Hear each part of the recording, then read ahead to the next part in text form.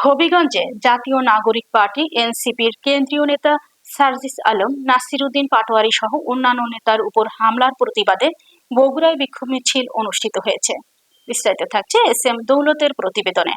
বগুড়া জেলায় এনসিপির উদ্যোগে এই কর্মসূচি পালন করা হয়। বিক্ষোভ মিছিলটি জেলা কার্যালয় থেকে বের হয়ে শহরের বিভিন্ন সড়ক প্রদক্ষিণ করে সাত মাথায় গিয়ে শেষ হয়। বগুড়া জেলা শাখার আহ্বায়ক ইঞ্জিনিয়ার এম.এস.এ মাহমুদের সভাপতিত্বে সাংগঠনিক সম্পাদক মশিউর রহমানের সঞ্চালনায় সমাবেশে বক্তব্য রাখেন সাংগঠনিক সম্পাদক শওকত ইমরান, ছাত্র শক্তির আহ্বায়ক শাহরিয়ার জুহিন এবং সদস্য সচিব শওকত ইসলাম সহ অন্যান্য নেতৃবৃন্দ।